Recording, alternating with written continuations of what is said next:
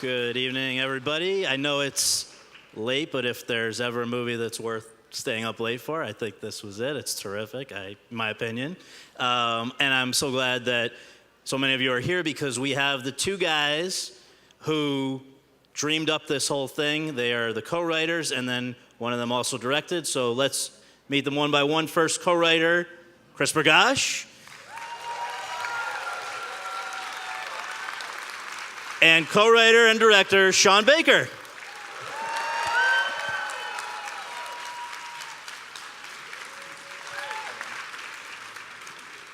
Thank you.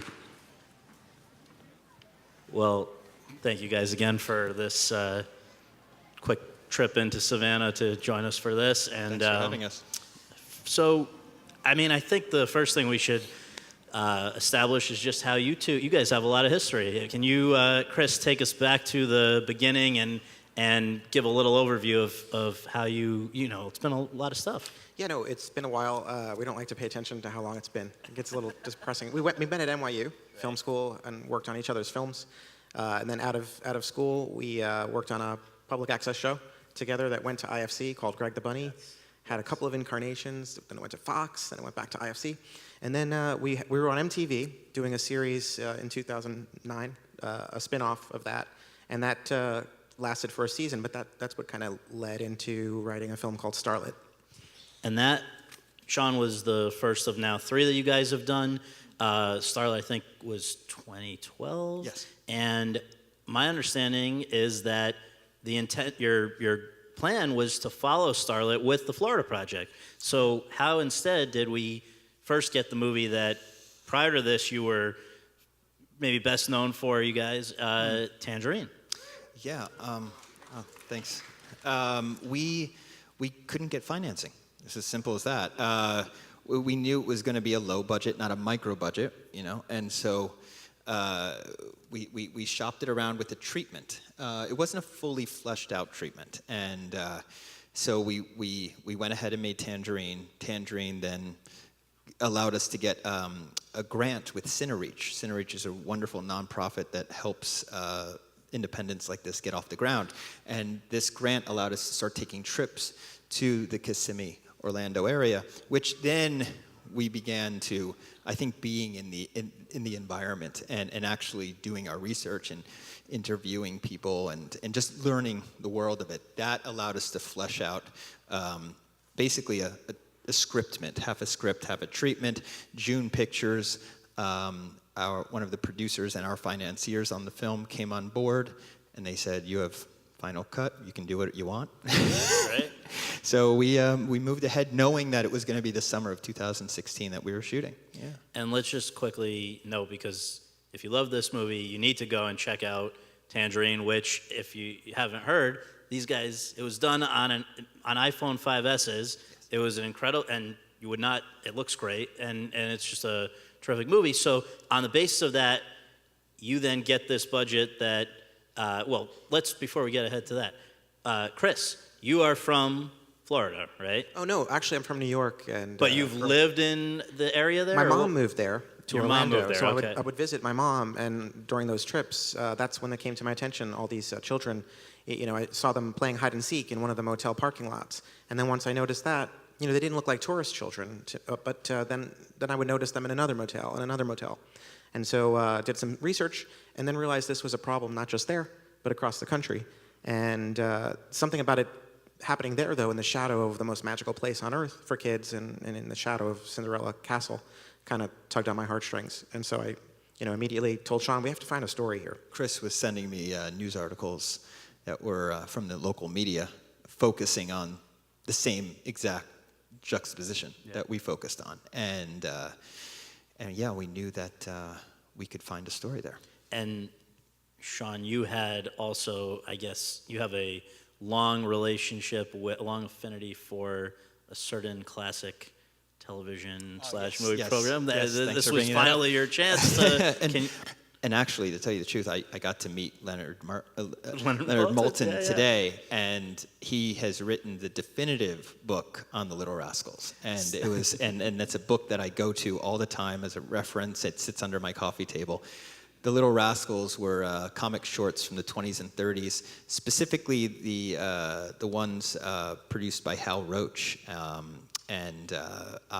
They've had a tremendous effect, influence and inspiration on my entire career. And I've always wanted to make a Little Rascals, and this was, and if you think about what they were basically comic shorts set against the Great Depression. Most of the characters in the Little Rascals were actually living in poverty, but the focus was the joy of childhood, the humor that comes from watching and hearing children.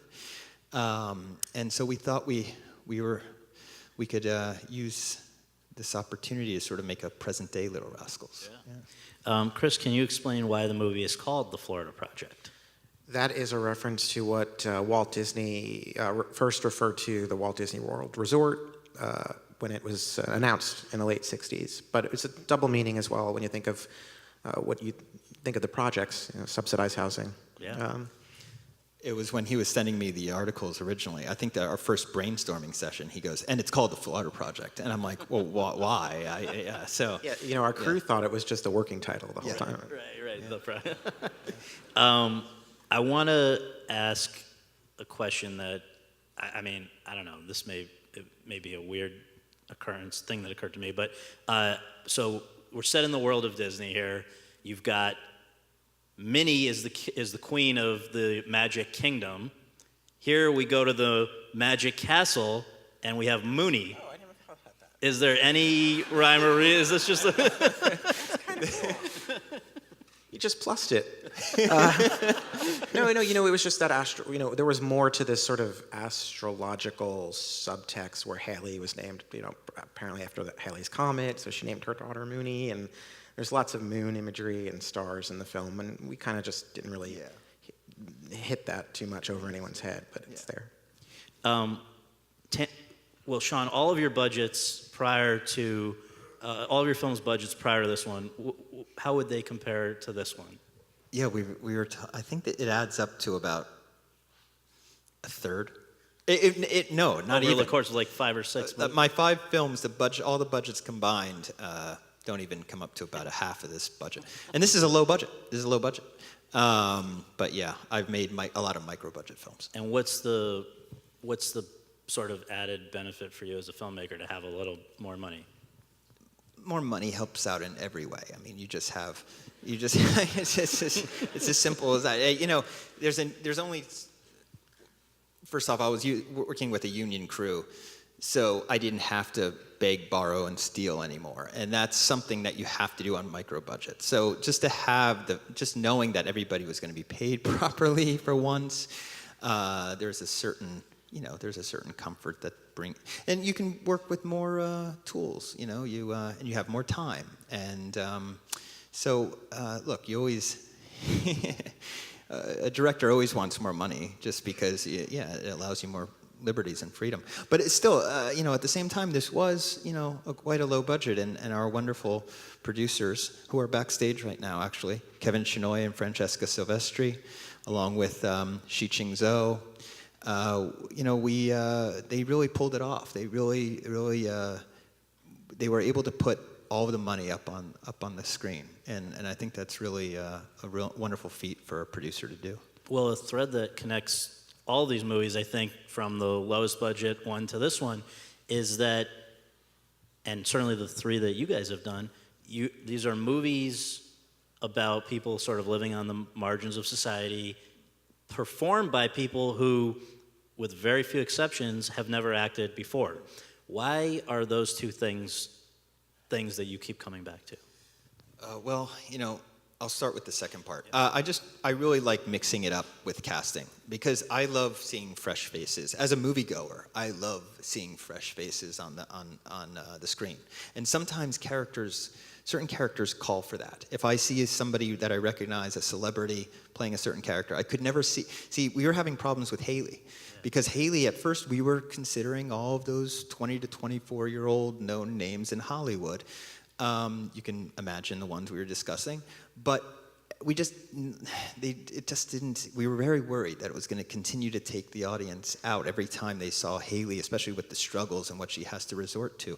So I had come across Bria's Instagram page by accident. I mean, somebody had reposted one of her posts, and I was in one of those black holes at night in my bed going through all the Instagrams, and hers came up, and her video just made me laugh, and she was something so fresh about her, and she had the youthful energy, and she was self-deprecating and witty, and she had the physicality. And I knew she was already putting herself out there, so confidence wasn't a problem. And she, again, this is where I have to thank my producers and my financiers for allowing me to take this risk. It was a big risk. I reached out to Bria, and I said, I want to audition you for a film. And she thought I was one of her crazy stalkers, because she has a lot of them. We flew her down to Orlando, and she read with Brooklyn, and it all worked out. It all worked out. I'm sorry, I went off on a tangent there. What I was trying to say is that I like mixing it up. I think that there's something very interesting that happens when you have a first-timer and you put that person with a seasoned actor, and the method of the seasoned actor sort of rubs off on the first-timer, and the first-timer's naivete and just lack of a method rubs off on the seasoned actor, and it becomes a really interesting chemistry on set. Yeah, so. Well, in this case, you have Willem Dafoe, who's been doing it for forever, and I gather he loved Tangerine, he wants to work with you, but when you go and say to him, Willem, it's going to be in a movie with, you're the only one who's going to have any major acting experience, and you're going to be surrounded by 6-year-olds. What was his response? To tell you the truth, I mean, I think he was down for making an iPhone movie. Yeah? When I met him, I think I saw his face when I said, we're shooting on 35. He's like, oh, shit. Oh, sorry.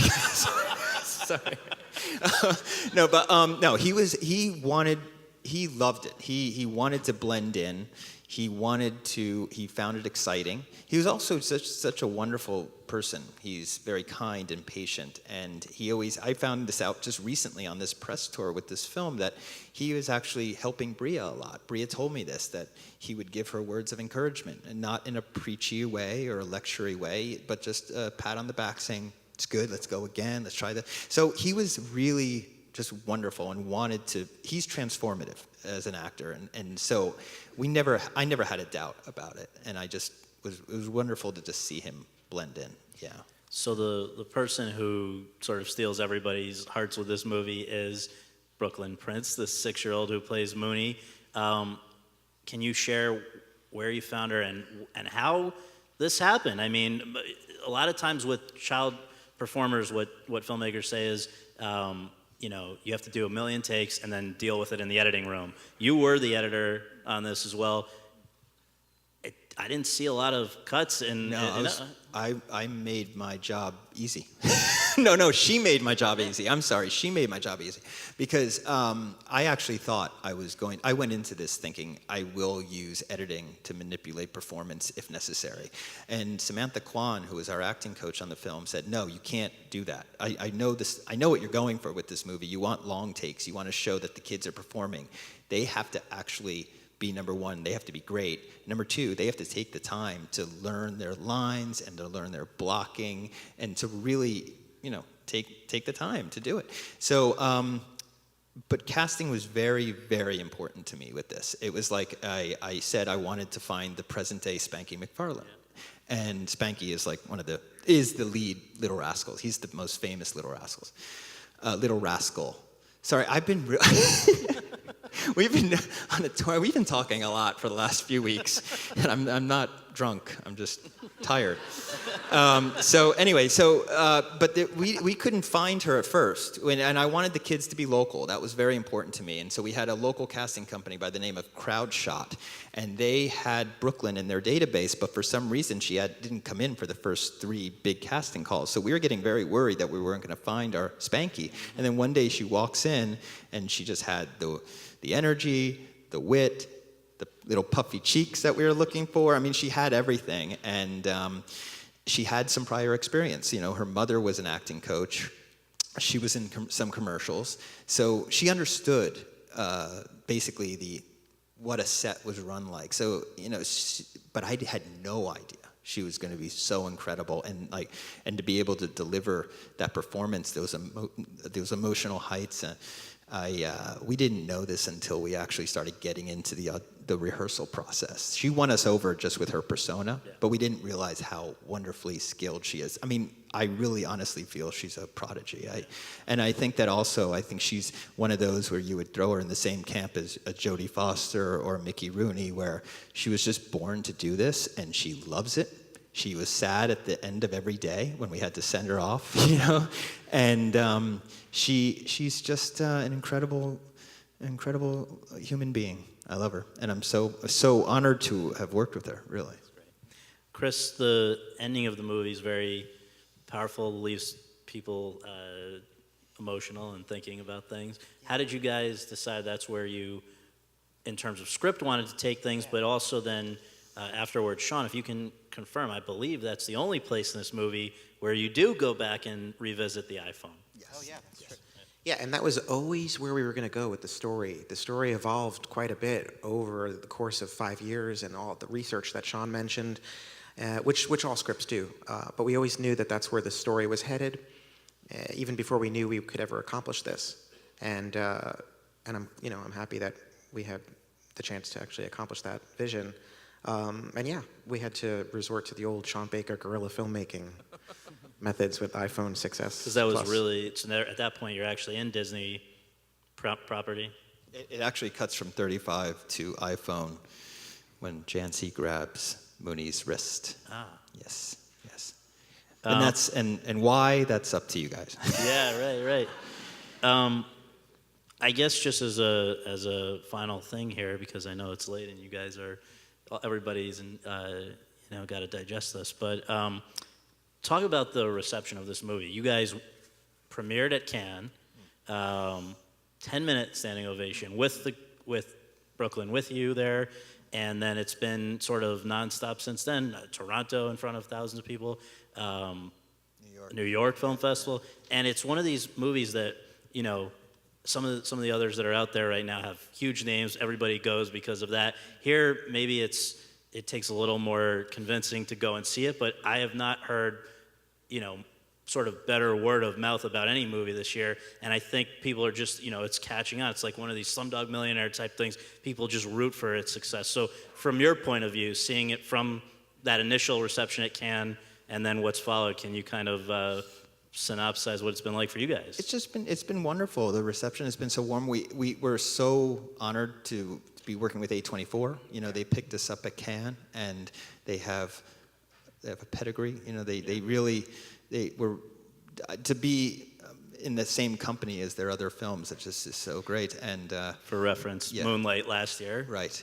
And so it's just been a wild ride. It's been exhausting, but wild and great. And I don't know if this really is the right answer to your question, but it taught me this lesson. It's going to sound so cheesy, but how Sean was talking about Brooklyn and Valeria and Christopher Rivera, who plays Scooty, all the great kids in this film, and even Bria as Haley. If we had done this film when we wanted to do this film, then none of them would have been in the film. And I think we had a lot of rejection and a lot of no's down this road, but I think it was the universe just saying that it wasn't time yet. And so maybe rejection is not so bad. It's just not the time. Right. Yeah. And also, the goal of this film is to actually to shed a light on this issue. And this is an issue, the term, the hidden homeless, I didn't even know that there was a term for this problem that the U.S. has. I didn't even know this until he brought it to my attention. Throughout the United States, this is not just a Kissimmee, Orlando issue. This is happening across the United States, and it's even an international problem. We have an affordable housing crisis in this country, and our hope is that by shining a light on this, people will look into it in their own community. I mean, as I said earlier, like looking at thinking about the real, when you leave the theater, thinking about the real Moonies, and perhaps it happening in your own community. Every community, every city has an organization that is trying to develop affordable housing. They need support. Support can come in many ways. You can, be an advocate. You can volunteer. You can donate. You can just spread the word. But it's about changing the way we think about this and removing the stigma. So the fact that that movie is the film, it seems to be, at least we're getting this on social media, that it's actually making people think about the subject. I think that's rewarding, at least for now. And then I would like to actually see it. We're going to see this film out and hopefully have a really serious impact, especially with Kissimmee and the agency that we work there, the Community Hope Center. And if you're interested, it's hope192.org. And they're trying to they are the housing authority for Kissimmee, because the local government, they don't have it, so they outsource to this nonprofit. And they are trying to develop a complex on their property that will have affordable housing units. So this is something that we're just trying to get the word out about, because it's not just entertainment. It's an entertainment medium, and we wanted to have everybody laughing and thinking about the summers of their youth while they're watching this movie and loving Mooney and laughing with her, but in the end also about getting the message out there. And we should know, I should have mentioned or prompted you that a few of the kids in the movie actually live in motels, right? Well, they don't live. Christopher Rivera actually Yeah. was living in a motel when he first when we were shooting. Yeah. Yes, he's no So longer. these are, it's an amazing story. All right, it's the Florida Project. Tell your friends. Chris Bergoch, Sean Baker, thank you so much for coming. Thank you so much. Thank you.